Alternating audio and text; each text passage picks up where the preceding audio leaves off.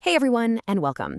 I am absolutely thrilled to jump into today's explainer because, well, we're looking at a dynamic that happens literally millions of times a day all around the world, but we almost never stop to think about the actual science behind it.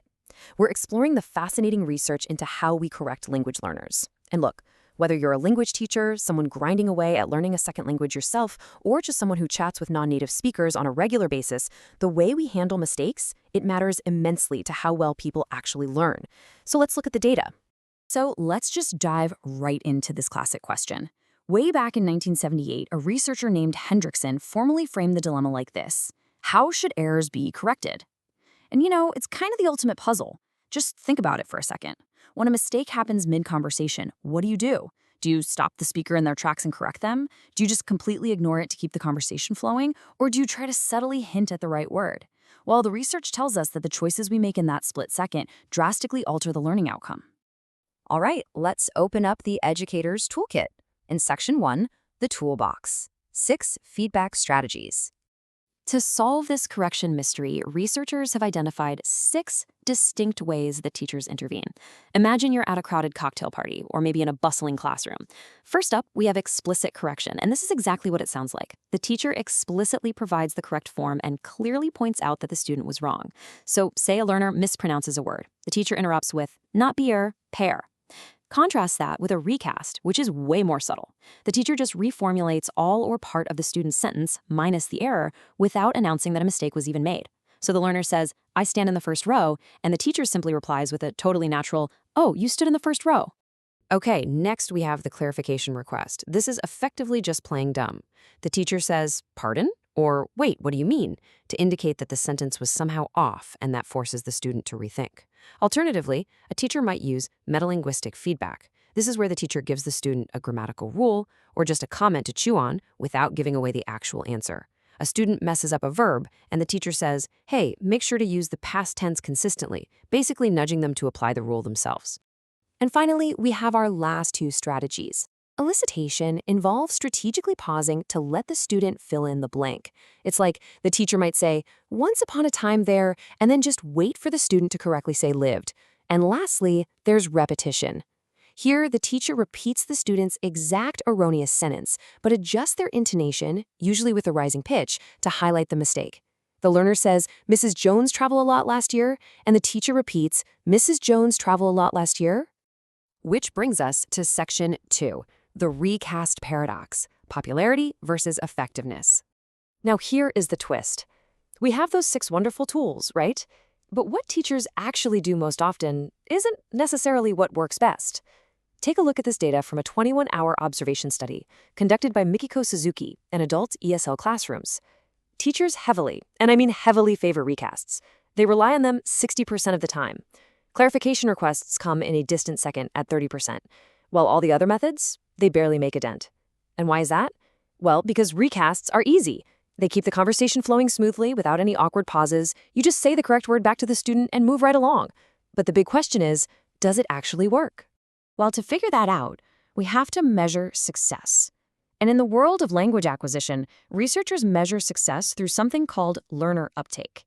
This is simply the student's utterance that immediately follows the teacher's feedback. Basically, do they react? Do they actually repair the error, or do they just nod politely and move on, only to make the exact same mistake 5 minutes later? Uptake is our window into whether the student actually noticed the correction. Turns out, age and motivation completely change the game for how effective recasts are. A super famous 1997 study by Leister and Ranta looked at young kids in grade 4 to 6 French immersion. When teachers used recasts with these children, the kids only repaired their errors 18% of the time. 18%. They mostly just ignored the subtle correction. But Suzuki's 2004 study paints a totally different picture for adults. With highly motivated adult ESL learners, the repair rate for recasts jumped to 66%. Because adults are actively seeking to improve their language skills for their careers or for college, they're hyper-tuned into the teacher's subtle reformulations. But think about that for a second. Even at 66%, that still means a third of the time the correction is flying right over the learner's head. Let's look at a potential solution in Section 3, prompts and learner uptake, pushing for self-repair. So, if recasts are doing all the heavy lifting for the student, essentially handing them the answer on a silver platter, is there a better way to ensure long-term learning? Enter prompts. While a recast provides the correct form directly, a prompt purposely withholds it. Prompts group together strategies like elicitation, metalinguistic feedback, and clarification requests. They act as clues. They literally force the learner to stop, think, and dig deep into their own memory to retrieve the correct grammar or vocabulary word. Ultimately, they push the learner to self-repair. And why is self-repair so important? Well, it brings us to this powerful psychological concept called the generation effect. As highlighted by researcher Clark back in 1995, participants remember items that they have generated in response to cues much better than items that have just been presented to them.